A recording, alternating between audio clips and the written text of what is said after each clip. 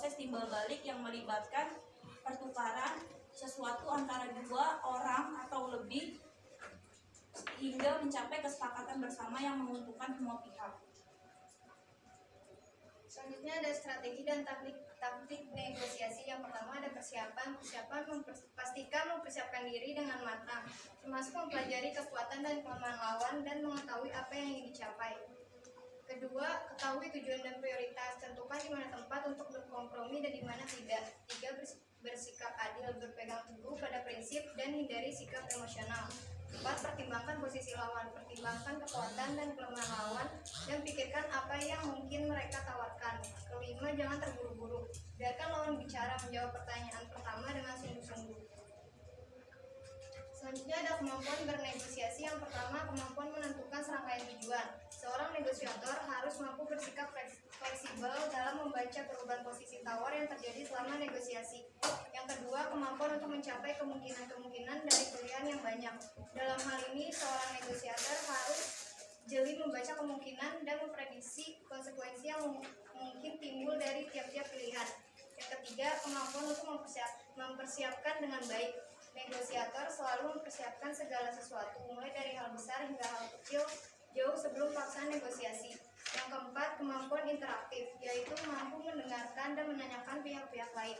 Yang kelima, kemampuan menentukan prioritas. Seorang negosiator harus mampu memberikan prioritas pada permasalahan yang ada, hingga tersusun dalam tingkatan prioritas. Untuk kesimpulannya adalah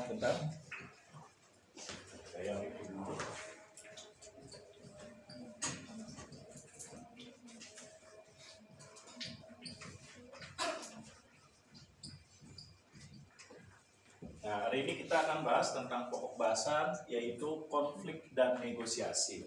Kalau kita bicara mengenai konflik, maka setiap manusia, baik di muka bumi apapun, ketika berinteraksi, bersahabat, bergaul, berteman, atau menjalin kerjasama dengan orang lain, atau berinteraksi, atau melakukan interaksi sosial, pasti pernah terjadi konflik. Nah, konflik yang terjadi ini diakibatkan adanya pertentangan atau ketidaksesuaian antara individu dengan individu atau individu dengan kelompok. Pertentangan itu bisa berbagai macam, seperti misalnya perbedaan pemahaman atau persepsi. Yang kedua bisa diakibatkan karena adanya perbedaan terhadap kepentingan.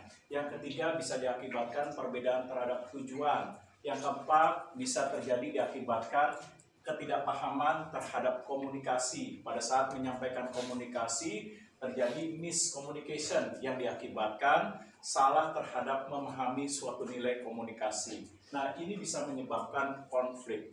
Nah, dalam konflik pasti akan timbul adanya suatu akibat. Nah, akibat dari konflik itu dua, yaitu disfungsional dan fungsional. Nah, disfungsional ini apa? Yaitu konflik yang disebabkan atau berdampak negatif, seperti dengan timbulnya konflik bisa mengakibatkan perselisihan, perpecahan, lalu mengakibatkan ketidakpercayaan, lalu hubungan yang terjadi antara pertemanan, persahabatan menjadi hilang atau renggang. Nah, ini disfungsional. Nah, ada konflik menyebabkan terjadinya fungsional. Apa ini fungsional? Yaitu konflik yang terjadi tetapi bisa berakibat atau berdampak positif, seperti dapat meningkatkan nilai kreativitas, inovasi, meningkatkan kinerja, produktivitas, kerjasama, dan komunikasi. Nah, konflik yang terjadi ini nantinya suatu individu yang mengalami konflik ini, bagaimana dia memahami suatu nilai konflik. Nah, memahami suatu nilai konflik ini pertama dipandang dari sudut pandang tradisional. Nah, apa ini tradisional? Tradisional itu memandang atau melihat bahwa konflik itu hal yang negatif.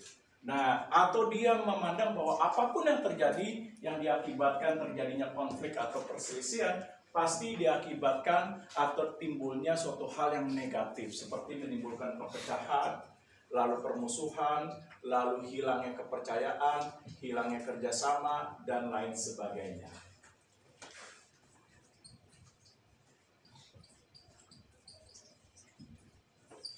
Nah, selanjutnya ada pandangan manusiawi.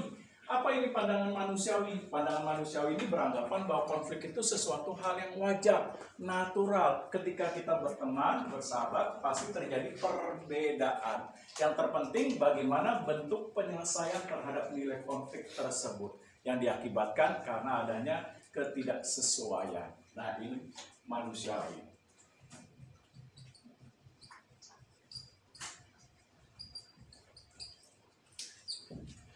Lalu ada interaksionis. Apa ini interaksionis? Yaitu konflik yang terjadi yang memang sengaja diciptakan oleh organisasi dengan adanya ketentuan dan aturan untuk meningkatkan kemampuan, keahlian, keterampilan, kreativitas, dan inovasi. Contohnya seperti apa? Misalnya konflik yang sengaja diciptakan organisasi berupa persaingan terhadap nilai karir, persaingan terhadap pengembangan diri, persaingan terhadap prestasi kerja, persaingan terhadap promosi jabatan, dan lain sebagainya.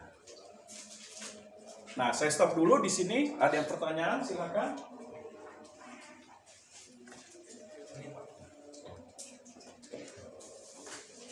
Ada yang mau ditanyakan?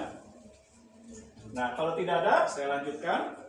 Bahwa konflik ini ada berbagai macam bentuk konflik yang diakibatkan oleh berbagai hal atau sumbernya. Tadi antara lain pertentangan, perselisihan, komunikasi, atau perbedaan terhadap nilai variabel, kepribadian atau sifat dan karakteristik yang tidak disukai, dan lain sebagainya.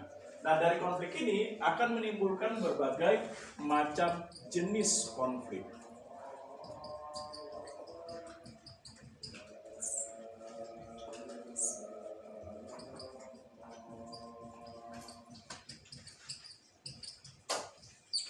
Nah, pertama, konflik yang diakibatkan oleh kepentingan yang berbeda. Ketika seseorang menjalin kerjasama, interaksi, nah ketika orang sudah menjalin kerjasama, persetujuan dan kesepakatan, ketika terjadi perbedaan kepentingan, maka ini bisa menyebabkan terjadinya konflik. Nah, di mana konflik itu dipicu terhadap akibat adanya perbedaan terhadap nilai kepentingan. Misalnya contoh, seseorang masuk nih ke dalam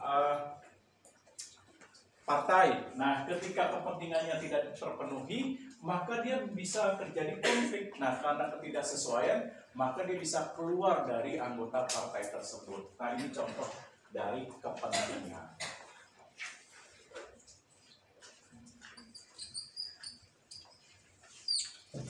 Nah, selanjutnya konflik yang diakibatkan oleh tugas. Nah, apa ini?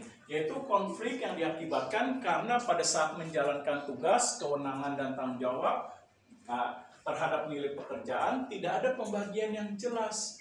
Ketika sudah disepakati, ternyata dalam pelaksanaannya kok nggak sesuai dengan apa yang telah disepakati terhadap pembagian mengenai beban kerja, kewenangan dan tanggung jawab.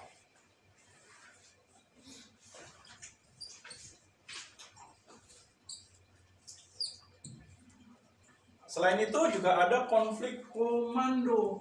Nah, apa ini komando? Yaitu konflik yang terjadi diakibatkan oleh ketidakjelasan terhadap bagaimana seseorang menjalankan kewenangan dan kekuasaan yang tidak sesuai dengan tujuan, perencanaan, atau terjadi penyelewengan dalam penyalahgunaan terhadap nilai kekuasaan atau kewenangan yang dimiliki oleh pemimpin.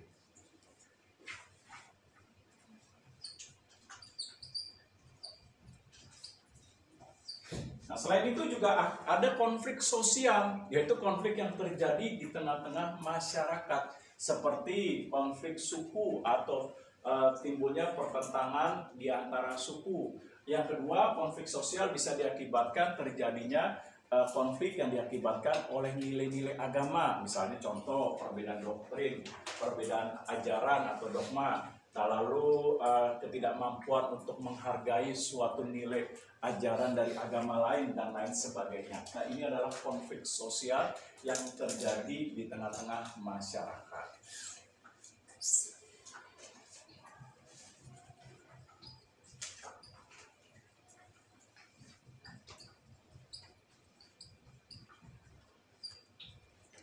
Selain itu juga konflik bisa diakibatkan atau jenis konflik yaitu teams atau kelompok, di mana konflik ini terjadi diakibatkan oleh pertentangan di antara kelompok atau anggota-anggota di dalam organisasi.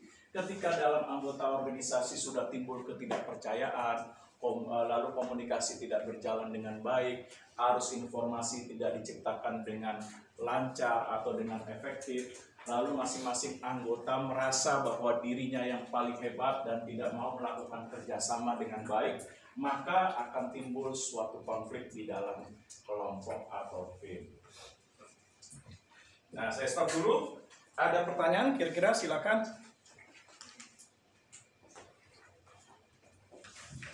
Nah, kalau tidak ada, saya lanjutkan.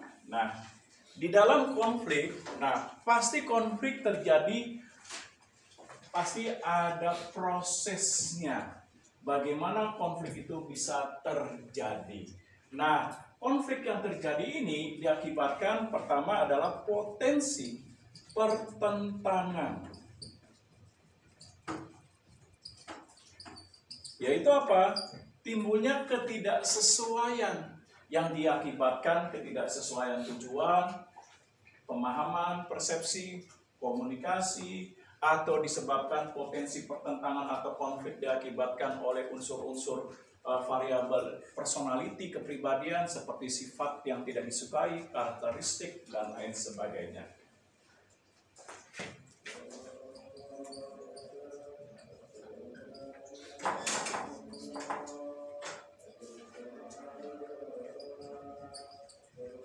Nah, setelah potensi pertentangan, maka timbul konflik yang dirasakan.